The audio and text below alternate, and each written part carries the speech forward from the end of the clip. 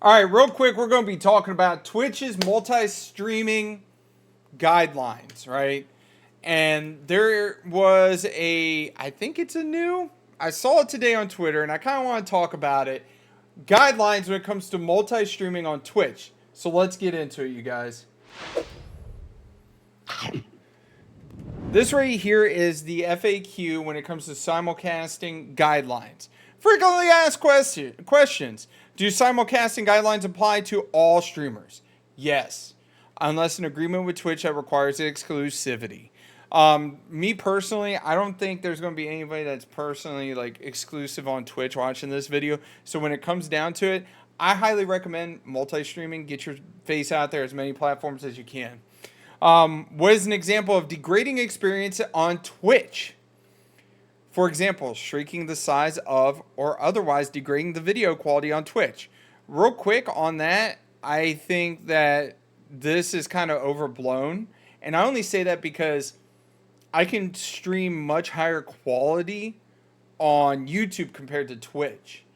And I actually reduce my stream quality to allow myself to stream on Twitch.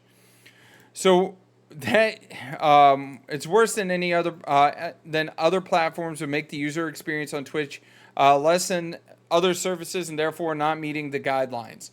They just want you to have the best viewing experience that you can over on Twitch. Can I still link third-party websites, including sites I simulcast to, on the About section of my channel page? This one is very, very slippery slope, and the wording for it is very vague, shall we say. And it says, you can provide information about your presence on other platforms, but you cannot actively encourage viewers to leave Twitch for concurrent live streams elsewhere. Okay. Links to social media profiles in your profile, About Me, or panels, including links to live stream platforms, are permitted. Okay, so they're looking at Instagram. They're looking at Twitter. They're looking at YouTube, which is kind of funny. You may not use your bio, About Me, or panels to actively promote other live stream platforms, including large banners or messages encouraging users to watch your live streams on other services. And what's funny is it says this, right? When in fact, I stream on both Twitch and I stream on YouTube. My much bigger platform that I prefer to stream on is YouTube. I've had so many more problems when it comes to Twitch compared to YouTube, but Twitch is a platform where I really try to drive viewers to go to my YouTube, which, in my opinion, this is what Twitch, TikTok, and all those other platforms should be used for. Twitch may not be used to drive users to a live stream on another platform or service. See, live stream on another platform or service. See, I don't agree with that because guess what? You can live stream on Twitter. You can live stream on Instagram, Facebook, blah, blah, blah. So, like, any of the platforms that you can put in the About Me section, you can definitely live stream on. And in my opinion, it's worded so vaguely because they want people to put themselves out there and allow you to go view their content elsewhere, and especially with live, with videos, long form content like this, I like to sit down and actually talk about different topics, right? And this is one of the topics I like to talk about is guidelines for other platforms sometimes. And for this example, you can only watch this on YouTube. You can't find this on Twitch. Here's an example. For example, you cannot use Twitch to encourage viewers to alternative live streaming services via links on your Twitch bio, banner, QR code, broadcast, titles, go live notification, channel commands, or other means. The other thing is like if there's a problem with somebody on Twitch, guess what? They could probably go and be like, you know what? We really don't like that guy. He's advertising his YouTube, or he has a link to his YouTube. He has a link to his Twitter. We can technically ban him because, like, what if he mentioned somebody over on his YouTube chat? That was another thing they did when they first introduced the multi-streaming was they were like, you can't acknowledge your other chats.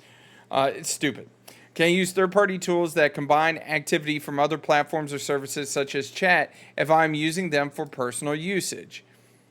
Yes, you are free to use tools that are for your personal use. The prohibition on third party tools only applies to content present to viewers either on or off Twitch. So, what they're saying right here is you can combine your chat if you're the one reading it, but you can't combine your chat if it's visible on your live stream. Personally, I have it viewable on my live stream because there's people that get confused when I'm talking to YouTube chat and Twitch chat, and people are like, "Wait, you're live on another platform?" It to me allows the entire community, whatever platform you're on, the ability to be part of the conversation instead of me like just talking and people are confused and not realizing I am live on another platform. How do I designate my stream as simulcast on the Twitch interface? You are not required to designate your stream as a simulcast until we introduce the ability to do so in the Stream Manager. We are working to build this functionality and will share more details when it becomes available. Once implemented, this disclosure will both provide transparency for viewers engaging with the stream and help us identify how and when simulcasting is most beneficial for streamers. I'm calling bullshit on that one. Does this right here, how and when simulcasting is beneficial for streamers? The only time, in my opinion, it's really beneficial for streamers is when there's drops. When there's drops, by all means, like you get the viewers. But if there's no drops, like, unless you're in the top echelon of Twitch, you're not going to get the viewers. If my partner agreement was terminated previously because I left for another service, can I reapply for the partner program? Yes. Yes, you can. You can reapply for the partner program. So this is the frequently asked questions. Here is where it states it. Simulcasting. This is the legal jargon right here. It says when you're streaming on live on Twitch services, you might simulcast live streams or broadcast simulcast on any other network, platform, or services that support live streams or generate content only if you ensure the quality of your Twitch users' experience of your simulcast is at a minimum no less than the experience on the other platform services, included by your engagement with Twitch communities including by your engagement with the Twitch community, for example, via chat. Okay, so if I have multiple chats up and I accidentally miss, that's the other thing I hate about Twitch chat. So YouTube chat scrolls up.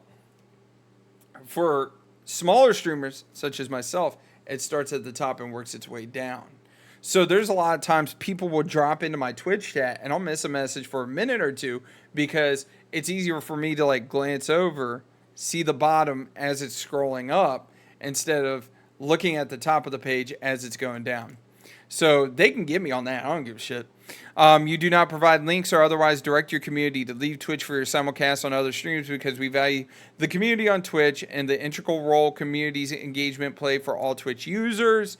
So basically, don't drive people to other platforms. You do not use third-party services that combine activities from other platforms or services on your Twitch stream during the simulcast, such as merging chats or other features to ensure that the Twitch community is included in the entirety of the experience of your live stream. So it's telling you don't combine chats and put it on your Twitch stream. Like I said earlier, collectively, these are referenced in the simulcast guidelines. That it's just freaking legal mumbo jumbo. Let's go full screen. In my opinion, in 2025, as of right now, is Twitch a good platform to stream on? Absolutely. Twitch is an amazing platform to stream on. But is it a good is it a platform that you can grow on? That's the hard part. The exposure is the hard part. The discoverability is the hard part. When it comes down to it, I think YouTube is a much user-friendly platform because I can make long-form videos, I can make short-form videos, I can make shorts, and like on top of that, the discoverability and the amount of users that utilize YouTube is much higher than Twitch.